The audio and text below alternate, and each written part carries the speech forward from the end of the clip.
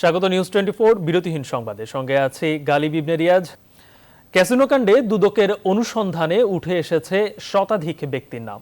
সংস্থাটিতে মামলা হয়েছে 33টি। 2 বছর গড়ালেও বাকি অভিযোগগুলো খতিয়ে দেখা চলছেই।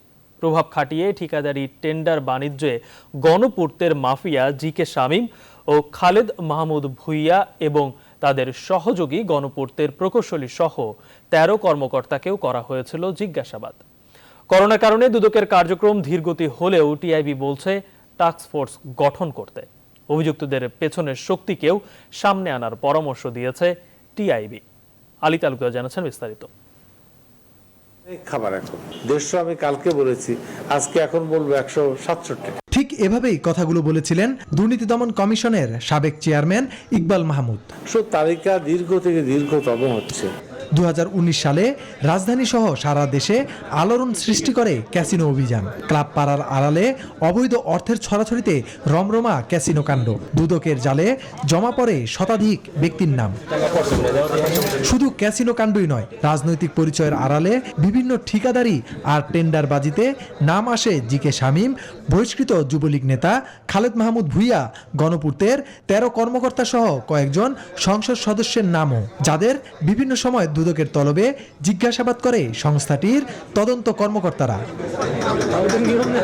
ক্যাসিনো কাণ্ড, ঠিকাদারি বাণিজ্য সিন্ডিকেটে দুদকের অনুসন্ধানে শতাধিক ব্যক্তির নাম আসলেও বছর গড়িয়ে মামলা হয়েছে 33টি। 22টি অভিযোগ দায়ের সহ 11টি মামলা রয়েছে তদন্তাধীন। অভিযুক্তদের আশ্রয় প্রশ্রয় দেয়া নেপথ্যের প্রভাবশালী মাথাগুলো বের করার পরামর্শ টিআইবির। মাথাটা আসার মতো পরিবেশ যদি সৃষ্টি করা না যায়, দুদক শুধুমাত্র নিজস্ব এখতিয়ারের মধ্যে সেটা করে চলতে পারবে। শুধুমাত্র রেটরিক না, শুধুমাত্র বক্তৃতা নয়, শুধুমাত্র নির্দেশনা নয়, সেই নির্দেশনা বাস্তবায়নের একটা সুনির্দিষ্ট টাস্ক ফোর্স গঠন করা উচিত। তদন্ত সাপেক্ষে ব্যবস্থা নিতে বক্তব্য ও নির্দেশনাতেই সীমাবদ্ধ না থেকে দুদককে টাস্ক ফোর্স গঠনের আহ্বান জানিয়েছে টিআইবি। আলী তালুকদার, নিউজ 24, ঢাকা। মিথ্যাচার ও সম্মানহানির জন্য পরিমণির বিরুদ্ধে খুব শীঘ্রই মামলা করবেন ব্যবসায়ী ও জাতীয় পার্টির প্রেসিডিয়াম সদস্য নাসির ইউ মাহমুদ। গণমাধ্যমকে দেওয়া এক ভিডিও বার্তায় একথা জানান তিনি। বলেন, পুলিশি তদন্তে সেদিনের প্রকৃত ঘটনা বেরিয়ে আসবে বলেও আশা নাসিরের। রিমান্ড শেষে মঙ্গলবার ফের আদালতে নেওয়া হবে মাদক মামলায় গ্রেপ্তার পরিমণিকে। এদিকে হেলেনা জাহাঙ্গীর, পরিমণি, রাজ ও তাদের সহযোগীদের বিরুদ্ধে 10টি মামলার তদন্তভার চেয়ে পুলিশ সদর দপ্তরে চিঠি দিয়েছে র্যাব। নাইমাল জিকর প্রতিবেদন। 9 জুন মধ্যরাতে রাজধানী বোট ক্লাবে ঘটে যাওয়া ধর্ষণ ও হত্যা চেষ্টার অভিযোগ এনে প্রথমে সামাজিক যোগাযোগ মাধ্যম এবং পরে সংবাদ সম্মেলন করেন আলোচিত ও সমালোচিত চিত্রনায়িকা পরিমণি। অভিযোগ তোলেন জাতীয় পার্টির প্রেসিডিয়াম সদস্য ও ব্যবসায়ী নাসির ইউ মাহমুদ এবং অমির বিরুদ্ধে। ক্লাবটির সিসিটিভি ফুটেজেও দেখা যায় অচেতন অবস্থায় গাড়িতে করে পরিমণিকে নিয়ে যাওয়া হয়।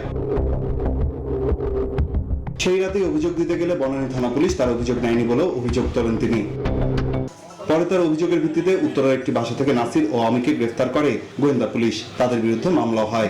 এরপরেই বোট ক্লাবের ভেতরে আরেকটি ভিডিও সামাজিক যোগাযোগ মাধ্যমে ভাইরাল হয়, যাতে পরিমণিকে মদ পান করতে দেখা যায় আর নাসির উদ্দিন মাহমুদ তাকে বাধা দেন। এই ঘটনার 1 মাস পর পরিমণির বাসায় অভিযান চালায় র্যাব। উদ্ধার করা হয় এলএসডি, বিপুল পরিমাণ ইয়াবা, মদ সহ বিভিন্ন ধরনের মাদক। গ্রেফতার হন পরিমণি। এই পরিপ্রেক্ষিতেই ব্যবসায়ী নাসির ইউ মাহমুদ এবার বলেন, তার বিরুদ্ধে আনা অভিযোগ সব মিথ্যে। পুলিশি তদন্তে সেদিনের প্রকৃত তথ্য বেরিয়ে আসবে। কিছু না করতেই আমার সম্পর্কে যেভাবে কত রকম অপপ্রচার করা হয়েছে, এতে আমার যে সামাজিক সম্মান এবং অবস্থান ভুলুণ্ঠিত হয়েছে, এটা কি আমি ফিরে পাবো? তার বিরুদ্ধে মিথ্যাচার ও সম্মানহানির জন্য মামলা করবেন তিনি। আমার প্রতি যে অন্যায় বা মিথ্যাচার করা হয়েছে, বিভিন্ন রকম আমাকে হয়রানি করা হয়েছে, এজন্য আমি একটি হয়রানি মামলা আমি করব। মঙ্গলবার রিমান্ড শেষে পরিমণিকে আদালতে হাজির করবে সিআইডি। নাইমাল জিকর, নিউজ 24, ঢাকা। দেশে করোনা সংক্রমণে সবশেষ 24 ঘন্টায় আরও 245 জন মারা গেছেন আর নতুন শনাক্ত হয়েছে 11,463 জন। সোমবার স্বাস্থ্য অধিদপ্তরের সংবাদ বিজ্ঞপ্তিতে এ তথ্য জানানো হয়। এ নিয়ে দেশে মোট 13,65,158 জন কোভিড রোগী শনাক্ত হলো আর আক্রান্তের মধ্যে মৃত্যু হলো মোট 22,897 জনের। গত 24 ঘন্টায় মোট 47,207 জনের নমুনা পরীক্ষার বিপরীতে রোগী শনাক্তের হার দাঁড়িয়েছে 24.28%। একদিনে শুধু ঢাকা বিভাগেই 6,096 জনের মধ্যে করোনা ভাইরাস সংক্রমণ ধরা পড়েছে, যা দিনের মোট আক্রান্তের অর্ধেকের বেশি। আর এই সময় যে 245 জন মারা গেছেন তাদের 83 জনই ছিলেন ঢাকা বিভাগের। এছাড়া চট্টগ্রাম বিভাগে 71 জন এবং খুলনা বিভাগে 25 জনের মৃত্যু হয়েছে।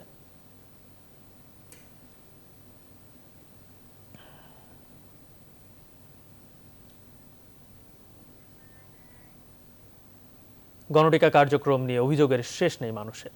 পাড়া মহল্লার গণটিকার প্রয়োগে স্বজন প্রীতির অভিযোগ করে সাধারণ মানুষ বলছে, শৃঙ্খলা মেনে ঘন্টার পর ঘন্টা অপেক্ষা করলেও টিকা মিলছে না। তবে স্বজন প্রীতির অভিযোগ উড়িয়ে দিয়ে কেন্দ্রের দায়িত্বপ্রাপ্তরা বলছেন, সীমিত সংখ্যক ডোজের বিপরীতে কয়েক গুণ মানুষ থাকায় সমস্যা তৈরি হয়েছে। আর স্বাস্থ্যমন্ত্রী বলছেন, পরিস্থিতি সামাল দিতে 15ই আগস্টের মধ্যে দেশে আসবে আরও 54 লাখ টিকা। আরিফিন শাকিল জানাচ্ছেন বিস্তারিত। ক্ষণে ক্ষণে তৈরি হয় বাকবিতণ্ডার পিছনে রয়েছে 6 ঘন্টার অপেক্ষার যন্ত্রণা। সকাল 9টা কেন্দ্র খুললেও টিকা গ্রহণকারীদের অপেক্ষা শুরু হয় কাক ঢাকা ভোরে। 350 টিকা দেওয়ার সক্ষমতা থাকা রাজধানীর হাতিরপুল বাজারের এই টিকা কেন্দ্র গেল 2 দিন ধরে মানুষের উপচে পড়া ভিড় দেখা গেছে। সাধারণ মানুষের অভিযোগ, সীমিত সংখ্যক টিকার হিসাব অনুযায়ী সকালে তাদের সিরিয়াল নম্বর দেওয়া হয়, কিন্তু স্বজনপ্রীতির কারণে বেশিক্ষণ সেই সিরিয়াল নম্বর অনুসরণ করা হয়নি। দুপুর 12টায় টিকা শেষ বলে মূল ফটক বন্ধ করে দেয় কর্তৃপক্ষ। চরম ভোগান্তিতে পড়ে সাধারণ মানুষ। 5টা থেকে আইসা সিরিয়াল দাঁড়াইছি, ওনার নাম্বার দিল 135।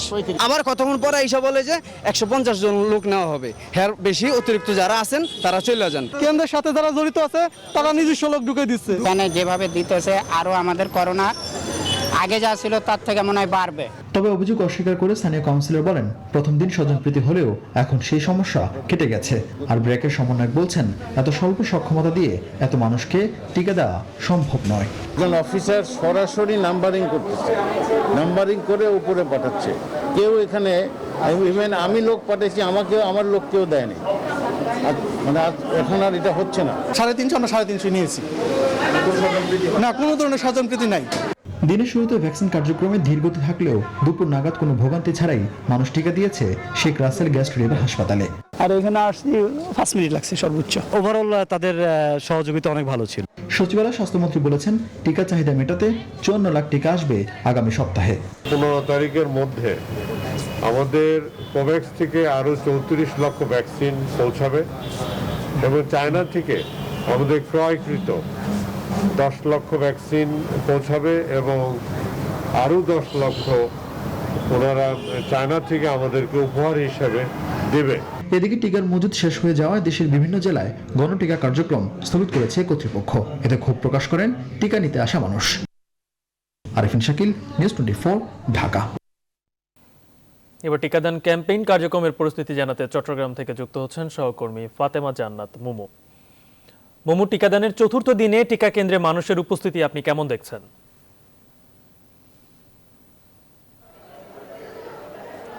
ধন্যবাদ গালিব। আমি আছি এখন চট্টগ্রাম মেডিকেল কলেজ হাসপাতালে। সকাল ঠিক 6টা থেকে এখানে মানুষের কিন্তু ভিড় জমেছে এবং এখানে 2টি কেন্দ্র রয়েছে। কেন্দ্রগুলোর মধ্যে এত পরিমাণ মানুষের চাপ, অনেক ক্ষেত্রে আমরা দেখতে পাচ্ছি হট্টগোল শুরু হয়েছে, গাদাগাদি, এবং এখানে কোনো স্বাস্থ্যবিধিও মানা হচ্ছে না। এবং এখানকার যারা কর্তৃপক্ষ আছে তাদেরকেও, এই যারা টিকা নিতে আসছে তাদেরকেও সামলাতে হিমশিম খেতে হচ্ছে। পুলিশ পর্যন্ত ঠেকাতে পারছে না, কোনো স্বাস্থ্যবিধি মানা হচ্ছে না এবং মানুষের এই ধরনের ভিড় জমে আছে। সবচেয়ে বেশি লক্ষ্য করছি যারা সেকেন্ড ডোজ টিকা নিতে এসেছেন তাদের উপস্থিতি বেশি দেখছি, কারণ অনেকের হচ্ছে মেসেজ আসেনি। মেসেজ না আসার কারণে মানুষ এভাবে ভিড় জমাচ্ছে। এখানে একটু কথা বলি, টিকা নিতে এসে কি ধরনের লাইন ধরে আসতেছে। এখানে লাইন ধরে আমরা সকালে 5টার থেকে দাঁড়ায় রয়েছি। এখানে এখন নতুন করে আবার লোক ঢুকাইতেছে। দাঁড়ায় আছি আমরা সকাল 6টা থেকে দাঁড়ায় আছি, কিন্তু এই নতুন এখন হয়ে গেছে। সবাই এখানে গেঞ্জা বাজাচ্ছে। এটা কি কোনো এখানে কোনো সিরিয়াল নাই, কোনো শৃঙ্খলা নাই। অনেকটা স্বজন প্রীতির অভিযোগ, কোথাও কোনো শৃঙ্খলা নাই। অনেকে আছেন দীর্ঘক্ষণ লাইনে দাঁড়িয়ে আছেন এবং স্বজনপ্রীতির অভিযোগও তারা করছেন। আমরা এখানে এসে যে চিত্রটি দেখতে পাচ্ছি একেবারেই কিন্তু স্বাস্থ্যবিধি মানানো হচ্ছে না, কোনো সিরিয়াল মেনটেন করছে না এবং প্রতিপক্ষের যারা দায়িত্ব আছে পুলিশ সদস্যরা মেনটেন করার জন্য বারবার তাকে যাচ্ছে না। এভাবে বিভিন্ন কেন্দ্রে কিন্তু আমরা দেখেছি উপচে পড়া ঢল এবং টিকা নেওয়ার জন্য মানুষের জমে আছেন। এই টিকা কার্যক্রম বিকাল 3টা পর্যন্ত চলতে পারে এবং মানুষ এভাবে যদি দীর্ঘ লাইনে না দাঁড়িয়ে যদি এভাবে হুড়োহুড়ি করে টিকা দিতে চায় তাহলে হয়তো এই মানুষের ঢল সামলানো অনেকটা হিমশিম খেতে হবে এখানকার কর্তৃপক্ষকে। তো চট্টগ্রাম থেকে এই ছিল আমার কাছে সর্বশেষ স্টুডিওতে গাড়ি। মোমো, আপনাকে ধন্যবাদ। দর্শক, সারা দেশে চলছে গণটিকা কার্যক্রম, সে বিষয়ে সর্বশেষ জানাতে চট্টগ্রাম থেকে যুক্ত হয়েছিলেন সহকর্মী ফাতেমা জান্নাত মোমো। সবকিছু খুললেও এখনই শিক্ষা প্রতিষ্ঠান খুলছে না বলে জানিয়েছেন মন্ত্রিপরিষদ সচিব। জীবনযাত্রার ভারসাম্য রক্ষার জন্যই লকডাউন শিথিল করা হয়েছে, তবে পরিস্থিতি খারাপ হলে আবারও কঠোর লকডাউনে যাবে সরকার বলে জানিয়েছেন আওয়ামী লীগের সাধারণ সম্পাদক ওবায়দুল কাদের। সড়ক এবং পরিবহনের শৃঙ্খলা নিয়ে হতাশা ব্যক্ত করে বলেন, অর্ধেক পরিবহন চলাচলের সিদ্ধান্ত নেওয়ার আগে সড়ক মন্ত্রণালয়ের মতামত নেওয়া উচিত ছিল। তৌফিক মাহমুদ মুন্নার রিপোর্ট। বুধবার থেকে আবারও আগের চেহারায় পেয়ে যাচ্ছে দেশ। গণপরিবহন, অফিস, আদালত, ব্যাংক, দোকানপাট সহ সবকিছুই খুলে যাচ্ছে। ইতিমধ্যে ট্রেনের টিকিটও বিক্রি শুরু হয়েছে। এমন বাস্তবতায় সোমবার দুপুরে লকডাউনের শিথিলতা এবং বুধবার থেকে গণপরিবহন চালু এবং ভাড়া নিয়ে কথা বলেন ওবায়দুল কাদের। পরিস্থিতি বিবেচনা করে আমাদের আবার প্রয়োজনে আবারও কঠোর লকডাউনের চিন্তা ভাবনা করতে হবে। এটা ঠিকমতো করা যাবে কিনা আগে আলাপ করলে আমরা আমাদের মতামত। সম্প্রতি কোরবানি ঈদে সড়কে ভয়াবহ যানজট এবং অসহায় বিড়ম্বনা নিয়ে ক্ষোভ প্রকাশ করেন মন্ত্রী। বলেন, পাহাড়ে সড়ক হলেও দেশে সড়কে কোনো শৃঙ্খলা নেই। এভাবে বড় করতে দিয়ে ভয়ঙ্কর পর্যায়ে দিয়ে পরে মেরামত কাজ শুরু হয়, যখন রাস্তাঘাটে মানুষের ভোগান্তি, যানবাহনের লম্বা লাইন পড়ে, যেটা কাজগুলো এতগুলো জায়গা, এতগুলো রাস্তা, সরকারের এত অর্থ পড়ে, তারপরেও আমরা সড়কে শৃঙ্খলাটা আনতে পারলাম। এদিকে মন্ত্রী পরিষদ বৈঠক শেষে শিক্ষা প্রতিষ্ঠান এবং বিনোদন কেন্দ্র খোলা নিয়ে কথা বলেন মন্ত্রী পরিষদ সচিব। শিক্ষা প্রতিষ্ঠান যেগুলোর কথা মেনশন করে নাই, যেমন রিক্রিয়েশন সেন্টার বা কোনো গ্যাদারিং, এগুলো এখনো পারমিশন দেওয়া হয় নাই। শিক্ষা মন্ত্রণালয় শিক্ষার বিষয়ে ওনারা শিক্ষা মন্ত্রণালয় এখনো আমরা ওপেন করার কথা কিছু বলিনি। সংক্রমণ কমে গেলে সেপ্টেম্বর নাগাদ শিক্ষা প্রতিষ্ঠান খোলার পরিকল্পনা করছে সরকার। তৌফিক মাহমুদ মুন্না, নিউজ 24, ঢাকা। করোনা ঠেকানোর কঠোর বিধিনিষেধের শেষ দিনের পরিস্থিতি জানাতে রাজধানীর কুড়িল থেকে যুক্ত হচ্ছেন রাজধানীর শাহবাগ থেকে যুক্ত হচ্ছেন সহকর্মী আলী তালুকদার। আলী, লকডাউনের শেষ দিনে আপনি এর আগের সংবাদে আমাদের জানাচ্ছিলেন, এখন আপনি রয়েছেন শাহবাগে, কি দেখছেন সেখানকার সর্বশেষ পরিস্থিতি?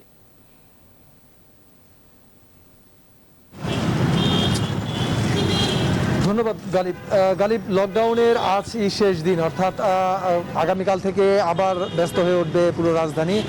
এবং যে দেখতেই পাচ্ছেন যে শাহবাগ মোড়ের পরিস্থিতি, যে এখানে সাধারণ মানুষের সংখ্যা কিন্তু বাড়ছে এবং গণপরিবহন শুধুমাত্র নেই, এছাড়া অন্যান্য যে পরিবহনগুলো, সেই পরিবহনগুলো কিন্তু আপনি দেখতেই পাচ্ছেন। এবং বিশেষ প্রয়োজন বা জরুরি প্রয়োজন সেই বিষয়গুলো কিন্তু এখন আর নেই।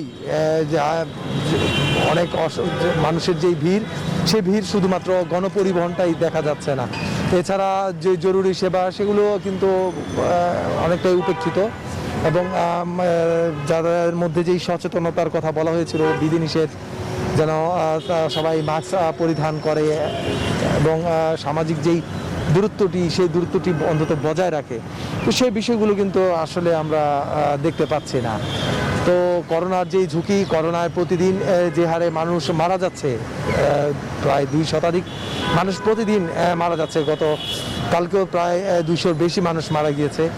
তো এভাবে করোনার সংক্রমণ এবং প্রাণহানির ঘটনা প্রতিদিন ঘটছে, কিন্তু সাধারণ মানুষের মধ্যে দিয়ে দেখা যাচ্ছে যে এই লকডাউনের পর এবং এই লকডাউনের পরেও কিন্তু সাধারণ মানুষের মধ্যে সেই সচেতনতাগুলো দেখা যাচ্ছে না। এবং তাদের মধ্যে যেই বিষয়গুলো বারবার বলা হচ্ছে যে জীবন জীবিকার তাগিদে তাদের পরিবার পরিজন নিয়ে যে তাদের চলতে হবে, সেই বিষয়গুলো নিয়ে কিন্তু তারা অনেকটাই দুশ্চিন্তায় এবং তারা উদ্বিগ্ন যে আসলে কিভাবে তারা চলবেন। তো এই প্রয়োজনগুলো দেখিয়েই মূলত তারা ঘর থেকে বাইরে বেরিয়েছেন এবং স্বাস্থ্যবিধির যেই বিষয়গুলো বা সরকারের যেই করোনার সংক্রমণ ঠেকাতে যেই বিধিনিষেধগুলো, সেই বিধিনিষেধগুলো আসলে আমরা দেখতে পাচ্ছি যে উপেক্ষিত।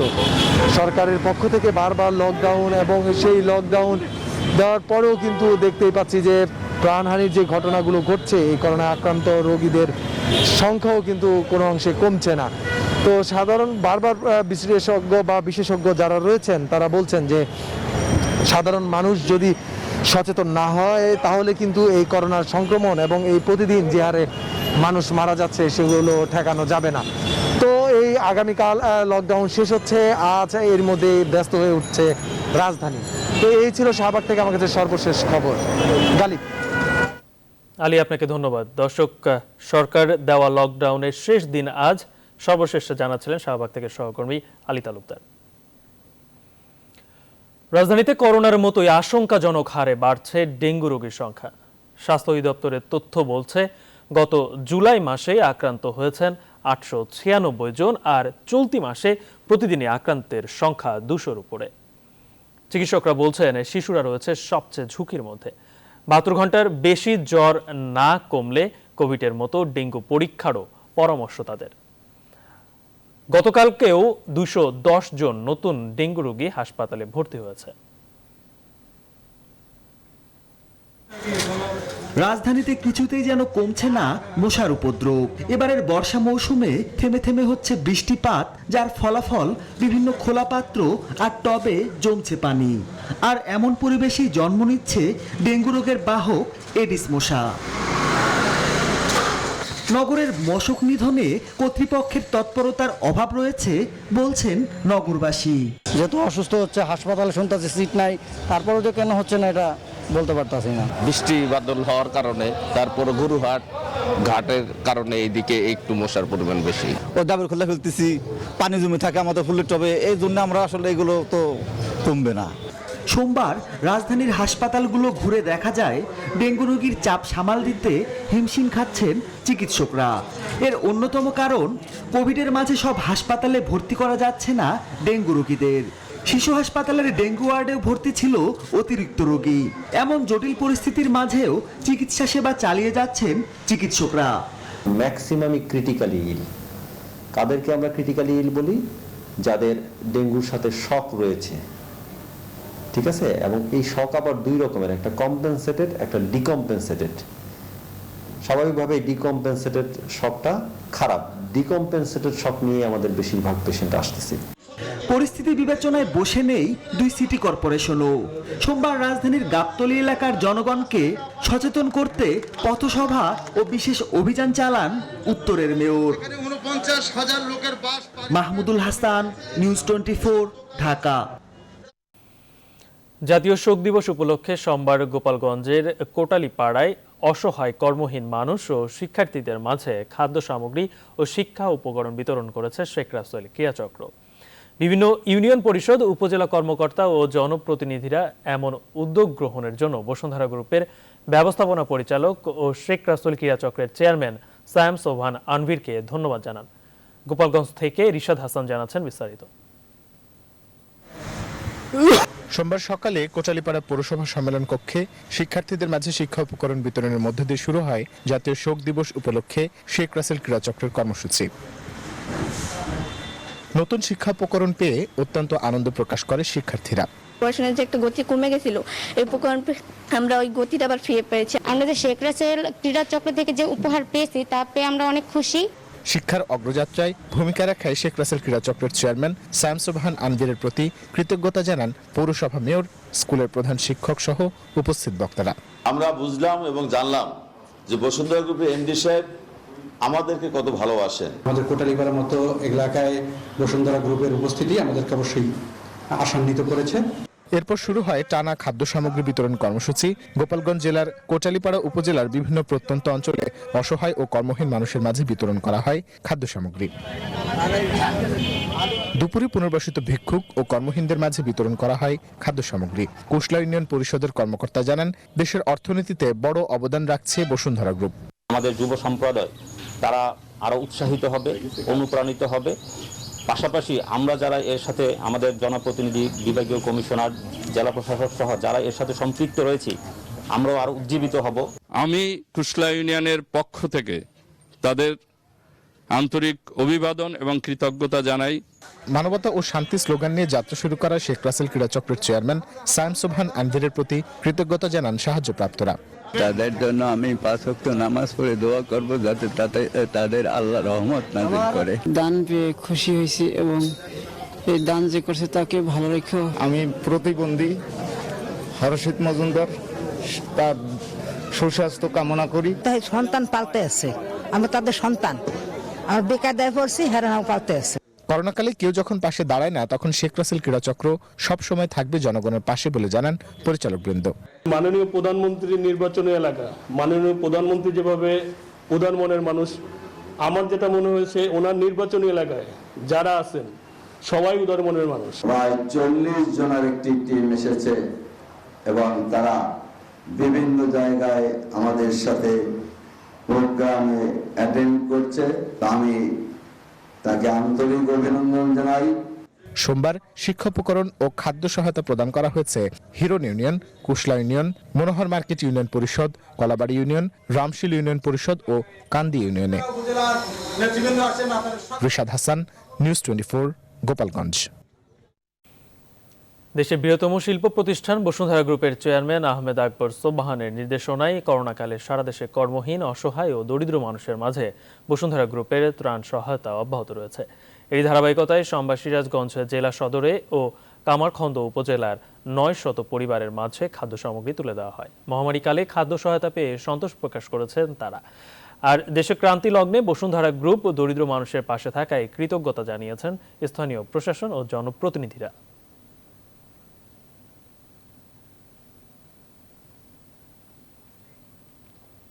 এবার ফার্স্ট সিকিউরিটি ইসলামী ব্যাংক অর্থ বাণিজ্য সংবাদ। সিলেটের জকিগঞ্জের নতুন একটি গ্যাস ক্ষেত্রের সন্ধান পেয়েছে রাষ্ট্রীয় প্রতিষ্ঠান বাপেক্স। প্রাথমিকভাবে ধারণা করা হচ্ছে এই গ্যাস ক্ষেত্রে 68 বিলিয়ন ঘনফুট গ্যাস মজুদ আছে, যেখান থেকে প্রতিদিন 10 মিলিয়ন ঘনফুট গ্যাস উত্তোলন করা সম্ভব। সোমবার সচিবালয়ে সংবাদ মাধ্যমকে এসব তথ্য জানান বিদ্যুৎ, জ্বালানি ও খনিজ সম্পদ প্রতিমন্ত্রী নসরুল হামিদ।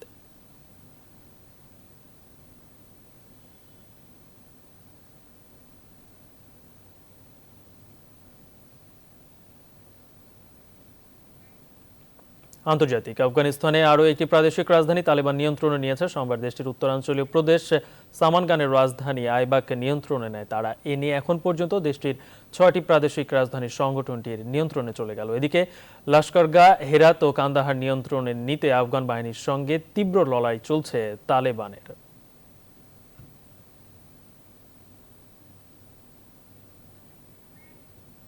এই ছিল সকাল 9টার বিরতির সংবাদে সঙ্গে থাকে। ধন্যবাদ সবাইকে।